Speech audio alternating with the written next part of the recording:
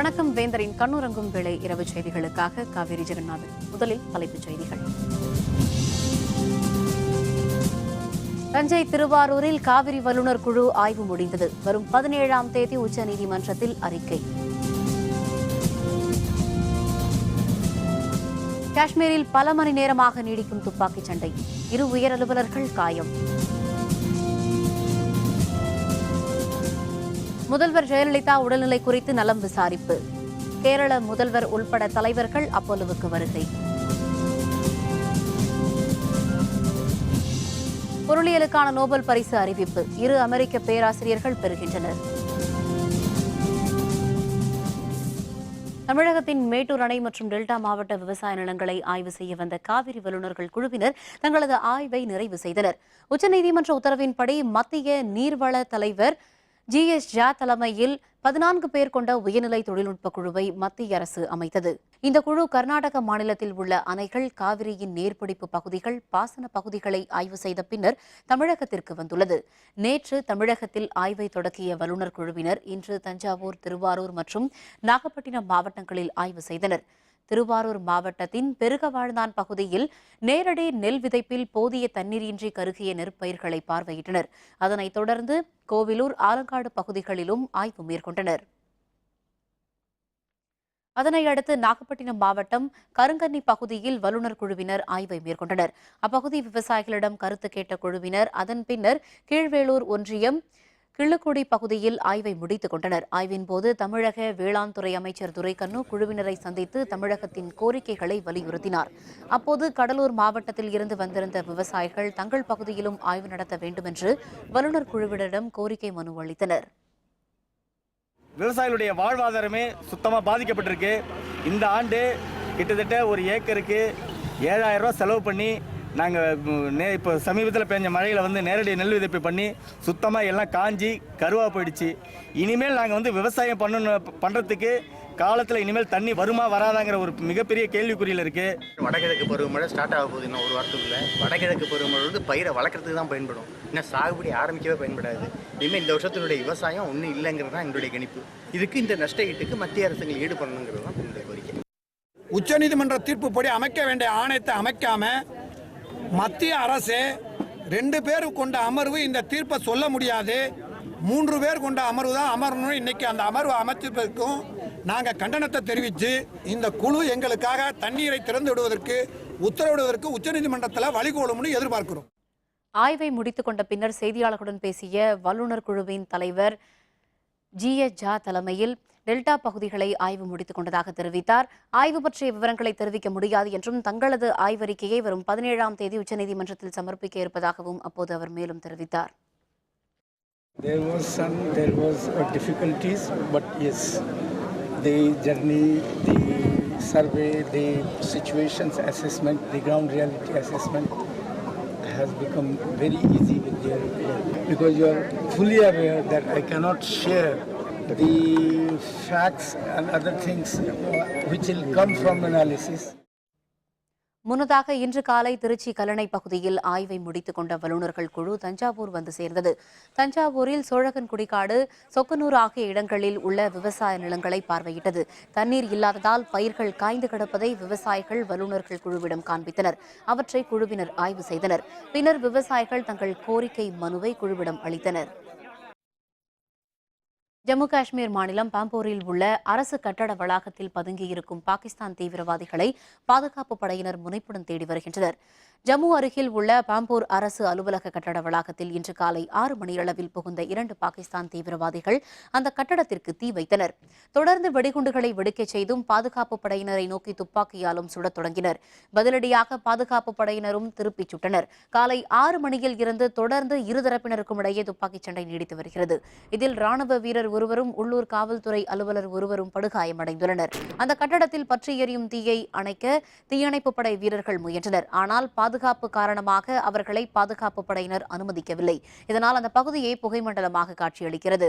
அதிநவீன துப்பாக்கி ஏந்திய 100கணக்கான பாதுகாப்பு படையினர் அந்த கட்டட வளாகத்தை சுற்றி வளைத்து கண்காணிப்பில் ஈடுபட்டு வருகின்றனர். நண்பகலில் தில்லியில் பாதுகாப்புத்துறை அமைச்சர் மனோகர் பாரிக்கரை ராணுவ தலைமை தளபதி தல்பீர் சிங் சந்தித்து இது தொடர்பாக எடுத்துரைத்தார். அப்பல்லோ மருத்துவமனையில் சிகிச்சை பெற்று வரும் முதல்வர் ஜெயலலிதாவின் உடல்நிலை குறித்து விசாரிக்க இன்றும் பல அரசியல் தலைவர்கள் வருகை தந்தனர். கேரள முதல்வர் பினராயி விஜயனுடன் அந்த மாநிலத்தின் ஆளுநர் சதாசிவமும் அப்பல்லோ மருத்துவமனைக்கு வருகை தந்தனர். மருத்துவர்களை சந்தித்த பின்னர் செய்தியாளர்களுடன் பேசிய கேரள முதல்வர் பினராயி விஜயன் முதல்வர் ஜெயலலிதாவின் உடல்நிலை குறித்து நல்ல தகவல்களை மருத்துவர்கள் அளித்துள்ளதாகவும் ஜெயலலிதா குணமடைய கேரள மக்கள் பிரார்த்தனை செய்வார்கள் என்றும் தெரிவித்தார். ഞങ്ങൾ രണ്ടുപേരും മുഖ്യമന്ത്രി ജയലളിതയുടെ രോഗവിവരങ്ങൾ അന്വേഷിക്കാൻ വേണ്ടി ഇവിടെ എത്തിയതാണ്. പോസിറ്റീവായിട്ടുള്ള കാര്യങ്ങളാണ് ഞങ്ങൾക്ക് ഡോക്ടർമാരിൽ നിന്നും ആശുപത്രി അധികൃതരിൽ നിന്നും മനസ്സിലാക്കാൻ കഴിഞ്ഞത്. വളരെ വേഗം തന്നെ സുഖം പ്രാപിക്കുമെന്ന പ്രതീക്ഷയാണ്. കേരളത്തിൻ്റെ ആകെ താല്പര്യം അറിയിക്കാൻ വേണ്ടിയായിരുന്നു ഞങ്ങളിവിടെ എത്തിയത്. നല്ല വാർത്തയാണ് ഞങ്ങൾക്ക് ഇവിടുന്ന് ലഭിച്ചിട്ടുള്ളത്. கேரள மாநில ஆளுநர் சதாசிவம் பேசுகையில் அப்பல்லோ மருத்துவமனை தலைவர் பிரதாப் ரெட்டி மற்றும் மருத்துவர்களை சந்தித்து முதல்வரின் உடல்நிலை குறித்து விசாரித்ததாகவும் முதல்வர் விரைவில் வீடு திரும்புவார் என மருத்துவர்கள் தெரிவித்ததாகவும் குறிப்பிட்டார். முதல்வர் பூரண குணமடைந்து தனது பணிகளை மேற்கொள்ள இறைவனை பிரார்த்திப்பதாகவும் அவர் தெரிவித்தார். முதலமைச்சருக்கு உதவி செய்யும் மற்ற டாக்டர்கள் எங்களுக்கு விலைக்கு சொன்னார்கள். எல்லா மருந்துகளுக்கும் அவர்களுடைய உடம்பை ஈடுகொடுக்கிறது. கூடிய விரைவில் அவர்கள் குணமுடன் வீடு திரும்புவார்கள் என்று எல்லா டாக்டர்களும் விளக்கமாக சொன்னார்கள்.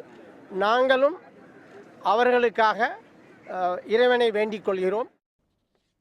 முதல்வர் ஜெயலலிதா உடல்நிலை தொடர்பாக வதந்திகளை பரப்ப வேண்டாம் என மத்திய அமைச்சர் வெங்கையா நாயுடு கேட்டுக் கொண்டுள்ளார். சென்னை கிண்டி ஆளுநர் மாளிகையில் தமிழக ஆளுநர் வித்யாசாகர் ராவை மத்திய அமைச்சர் வெங்கையா நாயுடு இன்று காலை சந்தித்தார். பின்னர் செய்தியாளர்களுடன் பேசிய அவர் தமிழக ஆளுநரை நட்பு ரீதியாக சந்தித்ததாக தெரிவித்தார். முதல்வர் ஜெயலலிதாவின் உடல்நிலை தொடர்பாக தேவையற்ற வதந்திகளை பரப்புவது நல்லதல்ல என்று அவர் கூறினார். துணை முதல்வர் தேவையா என்பதை அதிமுக தான் முடிவு செய்ய வேண்டும் என்றும் வெங்கையா நாயுடு குறிப்பிட்டார். Meet the governor also. Yesterday, I came here exclusively to visit the hospital and inquire about Madam Jayalalithaji's health condition. I don't think all these unnecessary speculations are not good. தமிழக முதல்வர் ஜெயலலிதா விரைவில் முழு உடல்நலம் பெற வேண்டும் என்பதே தமது விருப்பம் என புதுச்சேரி ஆளுநர் கிரண்பேடி தெரிவித்துள்ளார். தமிழக முதல்வர் ஜெயலலிதா உடல்நலக்குறைவு காரணமாக கடந்த மாதம் 22ஆம் தேதி முதல் சென்னை அப்பல்லோ மருத்துவமனையில் சிகிச்சை பெற்று வருகிறார். பல்வேறு அரசியல் தலைவர்கள் அங்கு வந்து அவருடைய உடல்நிலை பற்றி விசாரித்து வருகின்றனர். இன்று காலை அப்பல்லோ மருத்துவமனைக்கு வந்த புதுச்சேரி ஆளுநர் கிரண்பேடி முதல்வரின் உடல்நிலை பற்றி கேட்டறிந்தார். பின்னர் செய்தியாளர்களுடன் பேசிய கிரண்பேடி முதல்வர் உடல்நலன் தேறி வருவதாக மருத்துவர்கள் தெரிவித்ததாக கூறினார். I met Dr. Reddy. I don't believe in disturbing patients at all. I don't believe in doing that. I believe in respecting the medical ethics, and particularly when any patient is under very careful care, patient should never be disturbed. I believe in doing that. So therefore, I've had a very good briefing, conversation with Dr. Reddy himself. He spared valuable time for me. And he said that Amma is under very good care. முதல்வர் ஜெயலலிதாவிற்கு தொடர்ந்து சிகிச்சை அளிக்கப்பட்டு வருவதாகவும் அவருடைய உடல்நிலை தொடர்ந்து மருத்துவ வல்லுநர்கள் குழு கண்காணித்து வருவதாகவும் அறிக்கை ஒன்றில் அப்பல்லோ மருத்துவமனை தெரிவித்துள்ளது. அப்பல்லோ மருத்துவமனை இன்று மாலை வெளியிட்ட அறிக்கையில் முதல்வருக்கு தேவையான அளவில் செயற்கை சுவாச உதவி, இயன்முறை சிகிச்சை, ஊட்டச்சத்து, நோய் எதிர்ப்பு மருந்துகள் என அளிக்கப்பட்டு வருவதாகவும் குறிப்பிடப்பட்டுள்ளது. எய்ம்ஸ் மருத்துவமனையின் நெஞ்சக மருத்துவ டாக்டர் கிலானி நேற்றும் இன்றும் முதல்வரை பரிசோதித்ததாகவும் முதல்வருக்கு தற்பொழுது அளிக்கப்பட்டு வரும் சிகிச்சையே தொடரலாம் என ஆலோசனை கூறியதாகவும் அறிக்கையில் தெரிவிக்கப்பட்டுள்ளது. இலங்கை சிறையில் உள்ள தமிழக மீனவர்கள் மற்றும் அவர்களின் படகுகளையும் விடுவிக்க வலியுறுத்தி ராமேஸ்வரம் மீனவர்கள் இன்று 4வது நாளாக காலவரம்பற்ற வேலைநிறுத்த போராட்டத்தில் ஈடுபட்டுள்ளனர். தமிழகத்தில் இருந்து கடலுக்கு மீன்பிடிக்க செல்லும் மீனவர்களை இலங்கை கடற்படையினர் மீன்பிடிக்க விடாமல் தாக்குதல் நடத்தி வருகின்றனர். அது மட்டுமல்லாமல் எல்லை தாண்டி மீன்பிடித்ததாக கூறி தமிழக மீனவர்களை கைது செய்யும் இலங்கை கடற்படையினர் அவர்களின் படகுகளையும் பறிமுதல் செய்து வருகின்றனர். அவ்வாறு கைதான தமிழக மீனவர்கள் 5 பேர் தற்பொழுது இலங்கை சிறைகளில் உள்ளனர். தமிழக மீனவர்களின் 115 படகுகளும் இலங்கையிடம் உள்ளது. இதனால் மீனவர்களின் வாழ்வாதாரம் பாதிக்கப்படுவதோடு கடலுக்கு மீன்பிடிக்க செல்ல முடியாத நிலையும் ஏற்பட்டுள்ளது.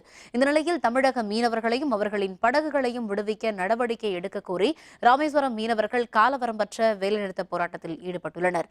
அவர்களின் வேலைநிறுத்த போராட்டம் இன்று 4வது நாளை எட்டியுள்ள நிலையில் 3 கோடி ரூபாய்க்கும் அதிகமான அளவில் மீன் வர்த்தகம் பாதிக்கப்பட்டுள்ளது.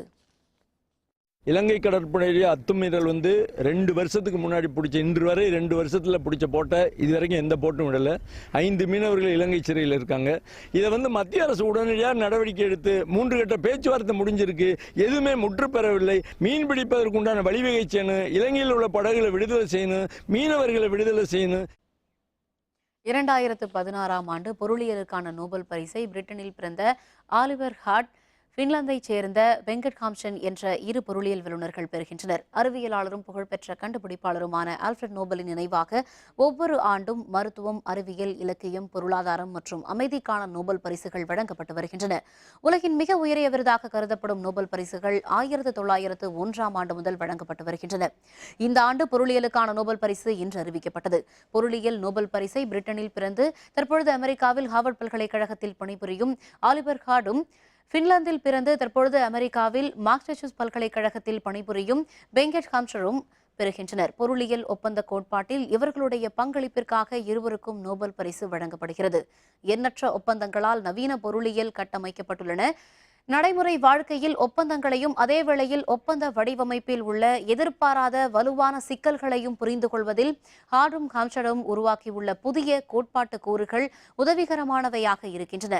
இந்த ஆண்டு பொருளியலுக்கான நோபல் பரிசு பெறுவோர் பற்றிய விவரங்களை ஸ்வீடனில் ஸ்டாக்ஹோம் நகரில் இன்று அறிவியலுக்கான ராயல் ஸ்வீடிஷ் அகாதமியின் செயலர் பேராசிரியர் கோரன் கே ஹசன்ஸ் தெரிவித்தார். The Royal Swedish Academy of Sciences has decided to award the Sveriges Riksbank Prize in Economic Sciences in memory of Alfred Nobel for 2016 to Oliver Hart and Bengt Holmström for their contributions to contract theory. பொருளியலுக்கான Nobel பரிசு இந்த ஆண்டு Oliver heart, Venkat ஹாம்ஸ்ட்ரம் என்ற 2 பொருளியல் வல்லுநர்களுக்கு வழங்கப்பெறுகிறது. பொருளியலுக்கான Nobel பரிசு பெறும் இருவரில் ஒருவரான ஆலிவர் ஹார்ட் 1948ஆம் ஆண்டு பிரிட்டனின் லண்டனில் பிறந்தவர். அவருக்கு வயது 68. தற்பொழுது அவர் அமெரிக்காவில் கேம்பிரிட்ஜில் உள்ள ஹார்வர்ட் பல்கலைக்கழகத்தில் பேராசிரியராக பணியாற்றி வருகிறார். பரிசு தொகையில் சரிபாதியை இவர் பெறுவார். மற்றொருவரான வெங்கட் ஹாம்ஸ்ட்ரம் 1949ஆம் ஆண்டு பின்லாந்தில் ஹெல்சிங்கி நகரில் பிறந்தவர். இவருக்கு வயது 67. தற்பொழுது அமெரிக்காவில் கேம்பிரிட்ஜில் மாசச்சூசெட்ஸ் தொழில்நுட்ப நிறுவனத்தில் பொருளியல் மற்றும் மேலாண்மை பேராசிரியராக பணியாற்றி வருகிறார். பரிசு தொகையில் சரிபாதியை இவர் பெறுவார். ஆல்ஃபிரட் நோபல் தன்னுடைய உயிலில் நிறுவிய நோபல் பரிசு பட்டியலில் பொருளியலுக்கான நோபல் பரிசு இடம்பெறவில்லை. நோபல் நினைவு வெரிஸ்டேஜ் ரிங்ஸ்பேக் பரிசு எனப்படும் பொருளியலுக்கான இந்த பரிசு 1968இல் உருவாக்கப்பட்டு 1969 முதல் வழங்கப்பட்டு வருகிறது என்பது குறிப்பிடத்தக்கது. ஆயுத பூஜை திருநாள் இன்று தமிழகம் முழுவதும் சிறப்பாக கொண்டாடப்பட்டது. வீடுகள், அலுவலகங்களில் படையலிட்டு சிறப்பு பூஜைகள் நடத்தப்பட்டன. தொழில் வளம் பெருகவும், கல்வி ஞானம் பெருகவும் சரஸ்வதி மற்றும் ஆயுத பூஜை விழா தொழில் நிறுவனங்கள் மற்றும் வீடுகளில் இன்று உற்சாகத்துடன் கொண்டாடப்பட்டது. மதுரையில் உள்ள சிறு மற்றும் நடுத்தர தொழில் நிறுவனங்களில் இன்று அதிகாலை முதலே இயந்திரங்களை துடைத்து சந்தனம், குங்குமம் இட்டு பொறி, அவல், பழங்கள், சுண்டல் வைத்து பூஜை செய்தனர். செய்யும் தொழிலை தெய்வமாக வணங்கி ஆயுத பூஜையை கொண்டாடி வருவதாக தொழில் நிறுவன உரிமையாளர்களும் தொழிலாளர்களும் தெரிவித்தனர். ஆயுத பூஜை வருஷம் நல்லபடியாக கும்பிடுவோம். எங்கள் கம்பெனி மீனாட்சி இன்ஜினியரிங் எங்கள் தொழிலாளிகள் எல்லாரையும் வச்சு அவங்க திருப்திக்காகவும், எங்களோட திருப்திக்காகவும், அம்மாவுடைய திருப்திக்காகவும் நல்லபடியாகவும் சிறப்பாகவும் கொண்டாடுவோம் அந்த ஆயுத பூஜை. ஆயுதங்களை வச்சு தான் விவசாயம், தொழில் எல்லாமே பெருகிறது. வருஷம் பூரா ஆயுதத்தை வச்சு நம்ம உபயோகப்படி நல்லா சம்மதிக்கிறோம். அந்த ஆயுதத்துக்கு ஒரு நாள் பூஜை பண்ணணும், அந்த ஆயுதத்துக்கு நன்றி சொல்லணும். கடவுளுக்கு சொல்கிற மாதிரி அந்த ஆயுதத்துக்கு நன்றி சொல்கிறது தான் இந்த ஆயுத பூஜை. தமிழ்நாட்டில் நாளை மறுநாள் மொஹரம் நாள் கடைபிடிக்கப்படும் என தலைமை ஹாஜி சலாவுதீன் முகமது அய்யூப் தெரிவித்துள்ளார். இது தொடர்பாக அவர் வெளியிட்டுள்ள அறிக்கையில், தன்னைத்தானே கடவுள் என்று பிரகடனப்படுத்திய ஃபிரவன் எனும் மன்னன் மற்றும் அவனது படைகளை கடலில் மூழ்கடித்து மூசா நபியை காப்பாற்றியதற்காக அல்லாவுக்கு உலகம் முழுவதும் உள்ள முஸ்லிம்கள் மொஹரம் மாதத்தில் நன்றி செலுத்தி வருவதாக தெரிவித்தார். மொஹரம் பிறையின் 10வது நாளை உலகம் முழுவதும் வாழும் முஸ்லிம் மக்களால் மொஹரம் நாளாக கடைபிடிக்கப்பட்டு வருவதாக தெரிவித்துள்ள தலைமை ஹாஜி, தமிழகத்தில் வரும் 12ஆம் தேதி மொஹரம் நாள் கடைபிடிக்கப்படும் என தனது அறிக்கையில் குறிப்பிட்டுள்ளார். மறைந்த டாக்டர் ஜி.ஆர். ரத்னவேல் உடல் தகனம். அமைச்சர்கள், வைகோ, பொதுமக்கள் அஞ்சலி. விவரம் விளம்பர இடைவேளைக்கு பிறகு.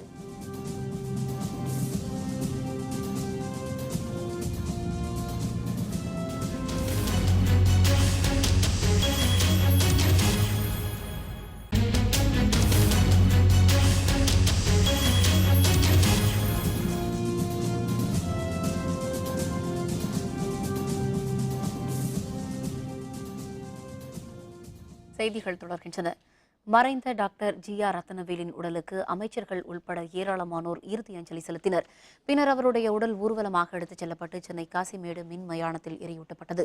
புகழ்பெற்ற தோல் சிகிச்சை, சிகை மற்றும் அழகுக்கலை வல்லுநரான டாக்டர் ஜி.ஆர். ரத்னவேல் தோல் நோய்சார் கருத்தரங்கில் பங்கேற்பதற்காக வெள்ளிக்கிழமை திருச்சி சென்றிருந்தபோது மலைக்கோட்டையில் திடீரென தடுமாறி கீழே விழுந்தார்.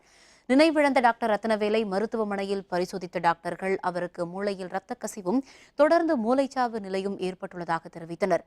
தொடர்ந்து அவருக்கு தீவிர சிகிச்சை அளிக்கப்பட்ட போதிலும் சிகிச்சை பலனின்றி டாக்டர் ரத்னவேல் உயிர் பிரிந்தது. Doctor GR. ரத்னவேலுக்கு நெல்லையில் பணிபுரியும் டாக்டர் கலையரசி என்ற மனைவியும், அவினாஷ் சி. மகாராஜா என்ற மகனும், ஆர்த்தி என்ற மகளும் இருக்கின்றனர். திருச்சியில் மறைந்த அவருடைய உடல் இன்று மாலை சென்னை பழைய வண்ணாரப்பேட்டையில் உள்ள அவருடைய இல்லத்திற்கு எடுத்து வரப்பட்டு பொதுமக்களின் இறுதி அஞ்சலிக்காக வைக்கப்பட்டது. டாக்டர் ரத்னவேல் உடலுக்கு அமைச்சர்கள், மின்துறை அமைச்சர் தங்கமணி, நல்வாழ்வுத்துறை அமைச்சர் விஜயபாஸ்கர், பள்ளிக்கல்வித்துறை அமைச்சர் மாஃபா பாண்டியராஜன், மதிமுக பொதுச் செயலர் வைகோ, முன்னாள் அமைச்சர் பூங்கோதை, ஆலடி அருணா, மருத்துவத்துறை செயலர் ராதாகிருஷ்ணன், நடிகர் சந்தானம் உள்பட பலரும் அஞ்சலி செலுத்தினர்.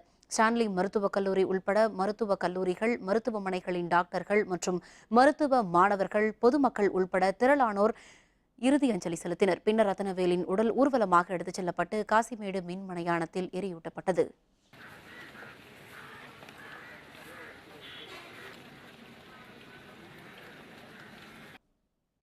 புகழ் வாய்ந்த டாக்டர் ரத்னவேல் ஸ்டான்லி மருத்துவமனையில் மிக நவீன சிகிச்சைகளை செய்து ஏழை எளியவர்களுக்கெல்லாம் ஒரு கடவுளைப் போல இருந்தவர். என்னதான் மரணம் இயற்கை என்றாலும் இன்னும் எத்தனையோ பேரை வாழ வைக்கப் போகிற, வாழ்வு கொடுக்கப் போகிற ஒரு உன்னதமான உயிரை யமன் ஈவு இரக்கமில்லாமல் பறித்து கொண்டானே என்ற வேதனை தான் இப்பொழுது இருக்கிறது. காலம்தான் அந்த குடும்பத்தின் கண்ணீரை துடைக்க வேண்டும். எத்தனையோ கோடிக்கணக்கான மக்களுக்கு ஹெல்ப் பண்ணியிருக்காரு. எல்லாரையும் அன்பாக தான் பேசுவார். ஒருத்தரையும் புறம் சொல்ல மாட்டார். ஒருத்தரையும் பற்றி குறை பேச மாட்டார். ப்ரைவேட் தவிர கவர்மெண்ட் செட்டப்பில் ஸ்கின் பேங்க்னு எங்கேயுமே கிடையாது. அது கொண்டு வர ஒவ்வொரு கல்லையும் அவர் தான் எடுத்து வச்சார். இன்றைக்கி அவரோட தோலையும் அவரோட எல்லா உறுப்பையும் நம்ம நாட்டு மக்களுக்காக கொடுத்துருக்காரு. அவரோட இழப்பு ஈடு செய்ய முடியாத இழப்பு. ஆஸ் எ ஹியூமன் பீயிங், ஒரு மனுஷனாக சாரை மாதிரி பார்க்கவே முடியாது. அதாவது ஒரு பாசிட்டிவ் ஆட்டிடியூட். என்ன கஷ்டத்தில் வந்தாலும் நம்ம என்ன கஷ்டம் சொல்ல வரோன்றதே நம்மளுக்கு மறந்துடும். அது நிறைய பேர்கிட்ட அந்த மாதிரி ஒரு குணம் இருக்காது. அது சார் அதை நம்மளுக்கு ஒரு கன்சோலிங், ஒரு ஃபாதர்லி ஃபிகர். அதாவது அது பர்சனலாக இங்கே நாங்கள் அதை உணர்ந்தோம். சென்னையில் MBBS மற்றும் MD படிப்பையும் முடித்த ரத்னவேல் சென்னை அரசு ஸ்டான்லி மருத்துவக் கல்லூரி மருத்துவமனையில் மருத்துவர் மற்றும் பேராசிரியராக பணியாற்றினார். தோல் மருத்துவத்துறை தலைவராகவும் இருந்தார். தோல் மற்றும் சிகை மற்றும் அழகுக்கலை மருத்துவத்தில் பல்வேறு புதிய விஷயங்களையும் புதிய சிந்தனைகளையும் அறிமுகம் செய்தவர் டாக்டர் ரத்னவேல். எண்ணற்ற பல விருதுகளையும் அவர் பெற்றுள்ளார். தொலைக்காட்சிகளில் நேரலையில் மக்களின் கேள்விகளுக்கு மருத்துவ ஆலோசனைகளை வழங்கி வந்த ரத்னவேல் வேந்தர் டிவி தொடங்கியதில் இருந்து 2 ஆண்டுகளுக்கும் மேலாக ஹலோ டாக்டர் நேரலை நிகழ்ச்சியில் மருத்துவ ஆலோசனைகளை வழங்கி வந்தார். தோல், சிகை மற்றும் அழகுக்கலை தொடர்பான நேரலையில் சிக்கலான கேள்விகளுக்கு கூட நகைச்சுவை ததும்ப உறவினர்களுடனும் நண்பர்களுடனும் பேசுவதைப் போலவே நெருக்கமாக பதிலளித்து மக்கள் மத்தியில் எண்ணற்ற ரசிகர்களையும் பெற்றிருந்தவர் டாக்டர் ரத்னவேல். இன்னும் பல ஆண்டு காலம் வாழ்ந்து மருத்துவத்துறையில் மேலும் பல சாதனைகளை புரிந்திருக்க வேண்டிய டாக்டர் ரத்னவேலின் மறைவு மருத்துவ உலகிற்கும் மக்களுக்கும் ஈடு செய்ய முடியாத இழப்பு.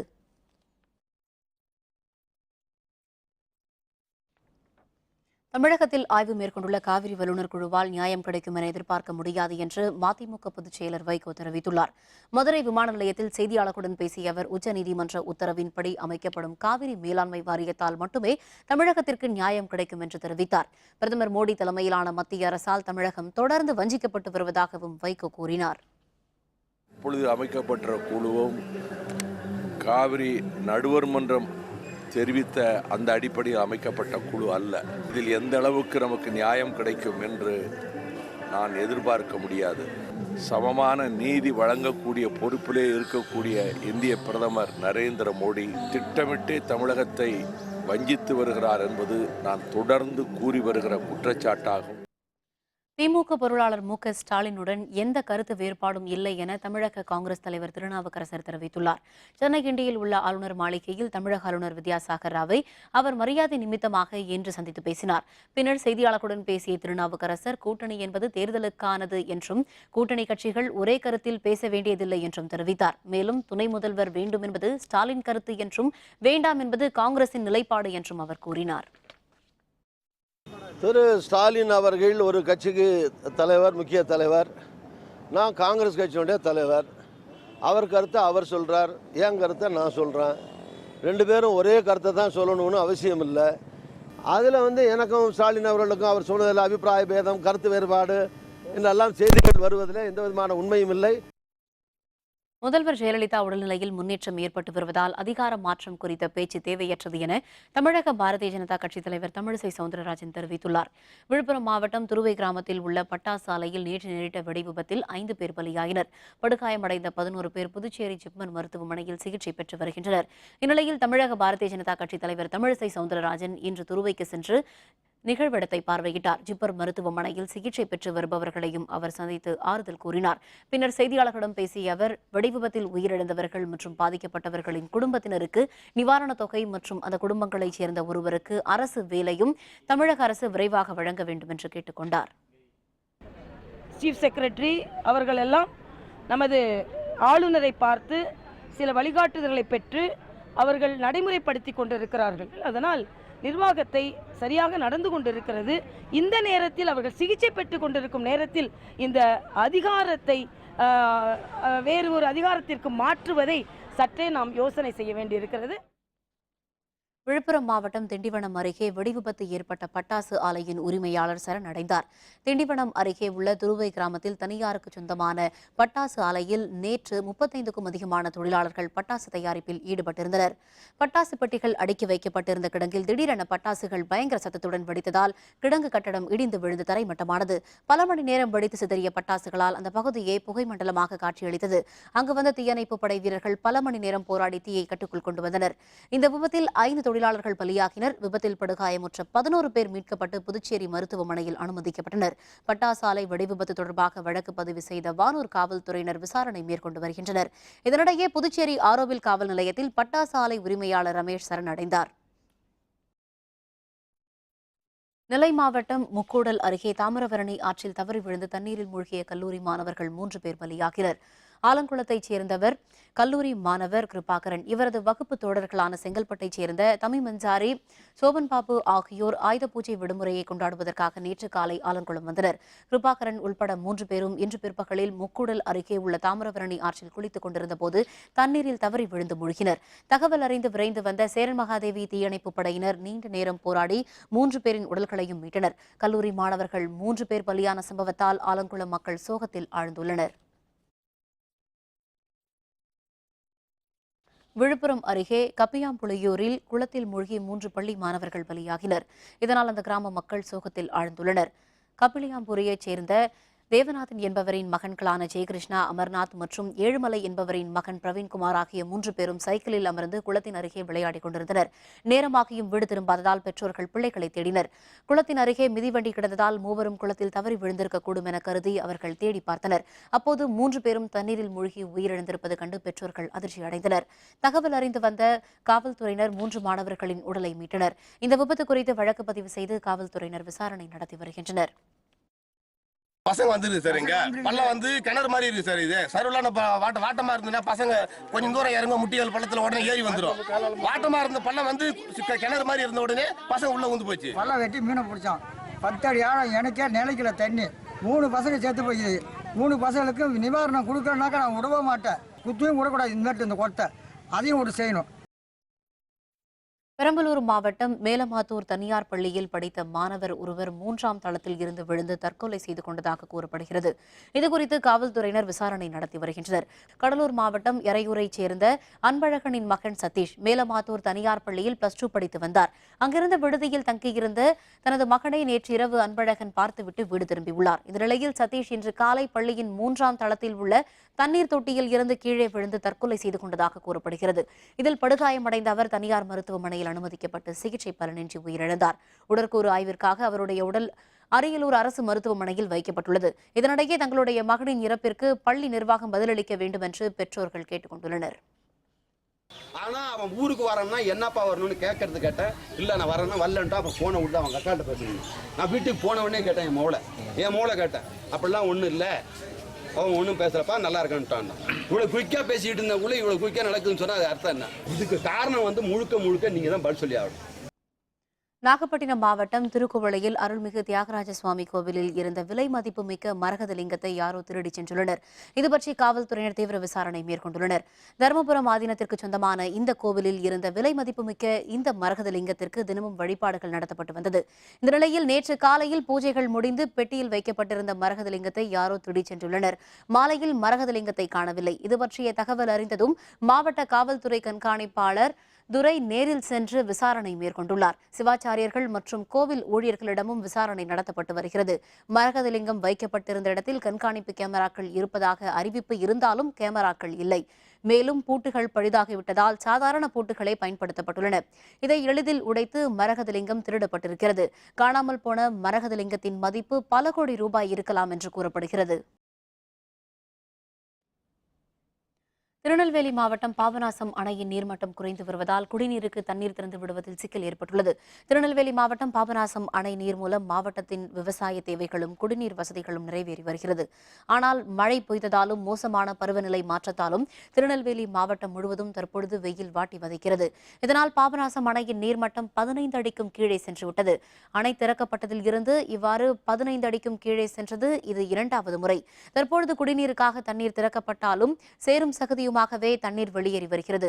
இதனால் குடிநீர் தேவைக்காக தண்ணீர் திறப்பதிலும் சிக்கல் ஏற்பட்டுள்ளது. இதனையடுத்து மணிமுத்தாறு அணை மூலம் குடிநீர் தேவையை சமாளிக்க மாவட்ட நிர்வாகம் முடிவு செய்துள்ளதாக கூறப்படுகிறது. தருமபுரி மாவட்டம் ஒகேனக்கல் பகுதியில் மத்திய நீர் ஆணையம் அளவீட்டின்படி வினாடிக்கு 12,000 கனடியாக நீர்வரத்து அதிகரித்துள்ளது.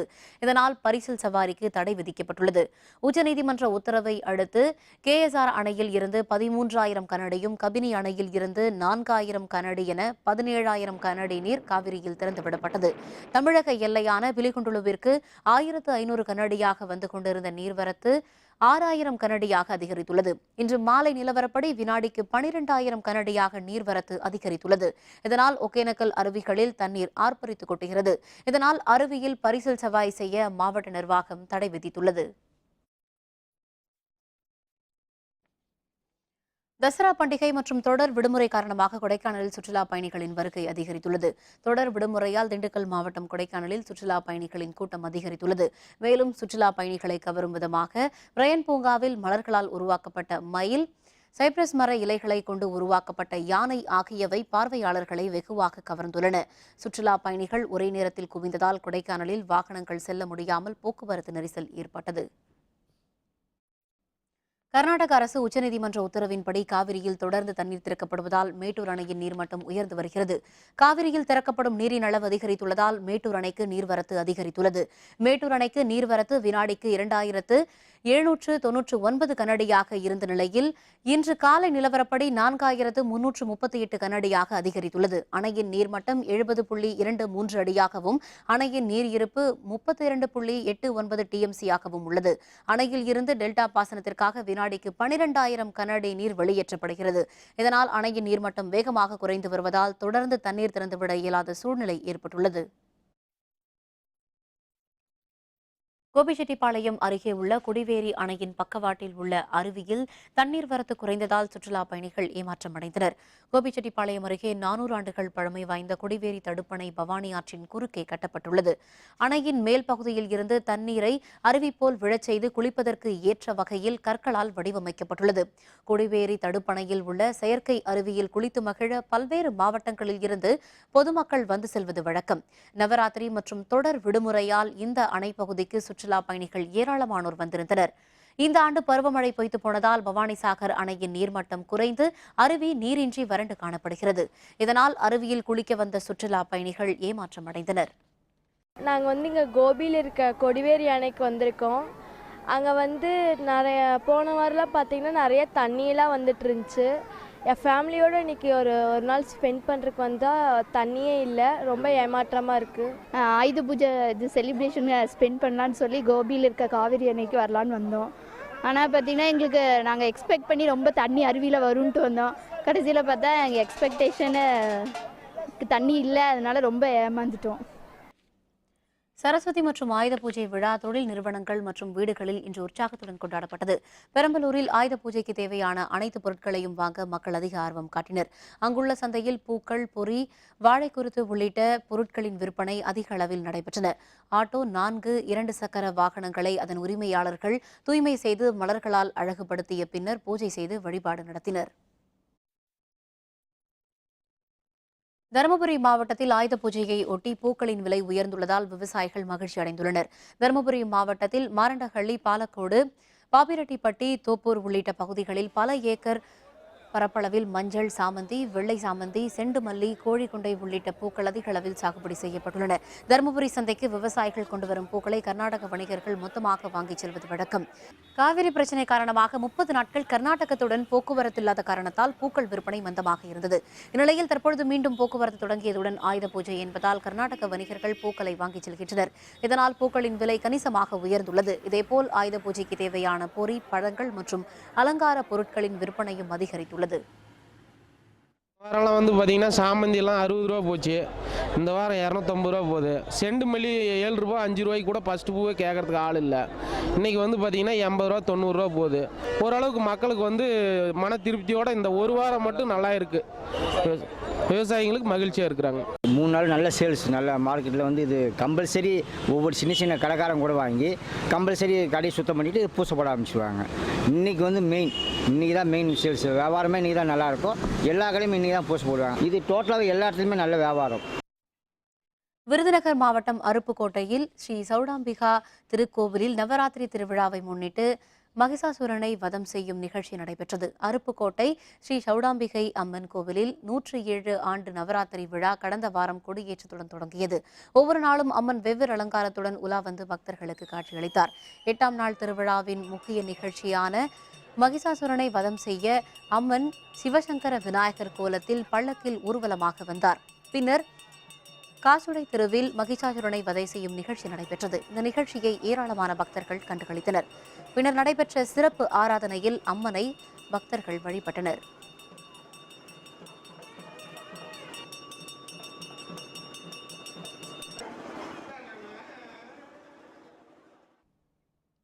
இந்தியா நியூசிலாந்து 3வது டெஸ்ட் போட்டி. இந்திய அணி 276 ரன்கள் முன்னிலை. விவரம் விளம்பர இடைவேளைக்கு பிறகு.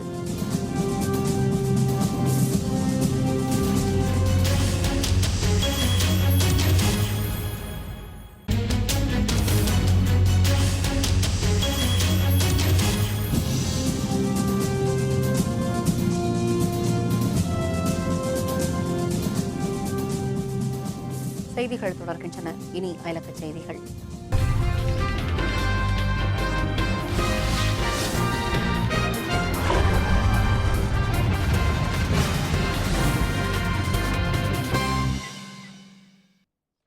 சீனாவின் கடற்கரை நகரமான வின்சோவில் உள்ள 6 மாடி குடியிருப்பு வளாகம் திடீரென்று இடிந்து விழுந்த விபத்தில் 8 பேர் பலியாகினர். சீனாவின் கிழக்கு பகுதியான ஜியாங்சு மாகாணத்தில் உள்ளது கடற்கரை நகரமான வின்சோ. இங்குள்ள குடியிருப்பு பகுதியில் உள்ள 6 மாடி கட்டடம் இன்று காலை திடீரென்று இடிந்து விழுந்து தரைமட்டமானது. தகவல் அறிந்து விரைந்து வந்த உள்ளூர் காவல்துறையினர் உட்பட 700 அலுவலர்கள் மீட்பு பணியில் துரிதமாக ஈடுபட்டனர். கட்டட இடிபாடுகளில் சிக்கியிருந்த 13 பேர் உயிருடன் மீட்கப்பட்ட நிலையில் 8 பேர் சடலமாக மீட்கப்பட்டனர். கட்டட இடிபாடுகளை முழுமையாக அகற்றும் பணியில் மீட்புப் படையினர் தொடர்ந்து ஈடுபட்டு வருகின்றனர். விபத்திற்கான காரணம் குறித்து அதிகாரப்பூர்வ தகவல் எதுவும் வெளியிடப்படவில்லை.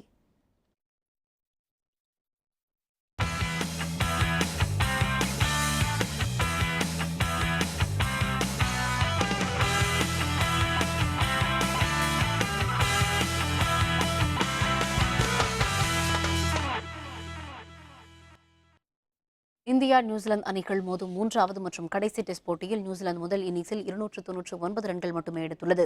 நியூசிலாந்து அணிக்கு எதிரான 3வது மற்றும் கடைசி டெஸ்ட் போட்டியில் இந்தியா முதல் இன்னிங்ஸில் 5 விக்கெட் இழப்பிற்கு 557 ரன்கள் எடுத்து டிக்ளேர் செய்தது. முதல் இன்னிங்ஸை நேற்று தொடங்கிய நியூசிலாந்து அணி நேற்றைய ஆட்ட நேர முடிவில் விக்கெட் இழப்பின்றி 28 ரன்கள் எடுத்திருந்தது. இன்று 3ஆம் நாள் ஆட்டத்தை தொடர்ந்த நியூசிலாந்து அணி தொடக்கத்தில் நிதானமான ஆட்டத்தை வெளிப்படுத்தியது. பின்னர் அஸ்வினின் பந்துவீச்சை எதிர்கொள்ள இயலாமல் திணறியது. 299 ரன்களுக்கு அனைத்து விக்கெட்டுகளையும் இழந்த நியூசிலாந்து அணி இந்திய அணியில் அஸ்வின் 6 விக்கெட்டுகளையும் ஜடேஜா 2 விக்கெட்டுகளையும் வீழ்த்தினர். இரண்டாவது இன்னிங்ஸை ஆடத் தொடங்கிய இந்திய அணி இன்றைய ஆட்ட நேர முடிவில் விக்கெட் இழப்பின்றி 18 ரன்களை எடுத்துள்ளது. நியூசிலாந்தை விட இந்தியா தற்பொழுது 276 ரன்கள் முன்னிலையில் உள்ளது.